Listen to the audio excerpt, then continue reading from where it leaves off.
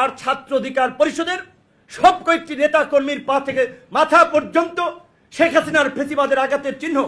আমরা তো আছি, কিন্তু নিচের লেভেলের ছাত্র অধিকার পরিষদের একটা সাধারণ কর্মী যে কতবার রক্তাক্ত হয়েছে, কতবার আহত হয়েছে। তখন ডক্টর ইউনূসকে বলেছিলাম, যখন ওই জেনারেল মিটিংগুলো হতো বিভিন্ন দলকে নিয়ে, যে স্যার আপনি এই বৈষম্য বিরোধী আন্দোলনের কতিপয় ছেলেদের লেন্স দিয়ে গোটা অভ্যুত্থানকে দেখেন না। তিনি আমার কথা রাখলেন না, তিনি রাখলেন ভুট্টো সাহেবের কথা। নন্দিত ডক্টর ইউনূস দায়িত্ব নিয়েছেন, গোটা দেশের মানুষ তাকে সমর্থন দিয়েছিল, আর শেষে কি গাল্লিটা করছে আর কি মানুষের প্রতিক্রিয়া দেখেছেন তো। যে ৭১-এর মুক্তিযুদ্ধের সময় যে এই যে ৯ মাস কিভাবে মুক্তিযুদ্ধ হয়েছে, কার ভূমিকা কি ছিল, কে ষড়যন্ত্র করেছে আর কারা প্রকৃত অর্থে লড়াই করেছে। এই যে যেমন শেখ মুজিবুর রহমান পাকিস্তানের কারাগার থেকে মুক্ত হয়ে কখনো জানার চেষ্টা করে নাই, বোঝার চেষ্টা করে নাই, তাকে কেউ বলতে গেলে বলেছে আরে রাখো আমি তো হয়েই গেছি রাষ্ট্রপতি। ঠিক ডক্টর ইউনূস তাই করেছেন। তিনি বুঝতে চান নাই এই সংগ্রামটা কিভাবে হয়েছে, এই সংগ্রামের প্রেক্ষাপট কি, কারা এই সংগ্রামকে সংগঠিত করেছে। তিনি শুধু এনসিপির কতিপয় বালকের দ্বারা বিভ্রান্ত হয়েছিলেন, মাস্টারমাইন্ড বানিয়ে দিয়েছেন।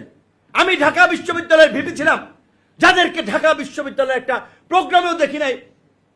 আপনার ছবি দেখাতে পারবেন কয়টা? দেখেন যে তাদের একটা এই জুলাইয়ের পূর্বে যে একটা গণতান্ত্রিক আন্দোলন সংগ্রাম মানুষের জন্য লড়াই করেছে, কয়টা আন্দোলন সংগ্রাম মিছিলের ছবি দেখান।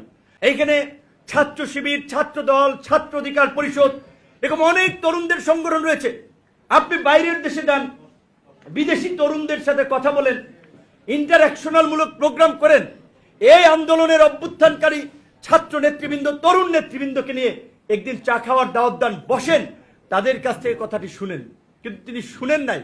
তো ওই যে সে আওয়ামী লীগের মতোই, মানে এর কথাই বলতে হয়েছে, তিনি আমার কথা রাখলেন না, তিনি রাখলেন ভুট্টো সাহেবের কথা। তো পরিণতি ওই সময় যা হয়েছে এইবারই তাই হয়েছে। নন্দিত ডক্টর ইউনূস দায়িত্ব নিয়েছেন, গোটা দেশের মানুষ তাকে সমর্থন দিয়েছিল, অভিনন্দন জানিয়েছিল, আনকন্ডিশনাল সমর্থন দিয়েছিল, আর শেষে কি গাল্লিটা করছে আর কি মানুষের প্রতিক্রিয়া দেখেছেন তো। নন্দিত থেকে দায়িত্ব নিয়ে দায়িত্ব পালনে নিন্দিত হয়ে বিদায় নিলেন।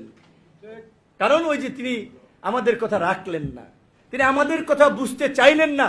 তিনি যাদের কথা বুঝতে চাইলেন তারা তো ক্ষমতা পেয়ে ধরাকে সরা জ্ঞান মনে করে পুরো রাষ্ট্রযন্ত্রকে নিয়ে বাল খিল্ল শুরু করে দিয়েছিলেন।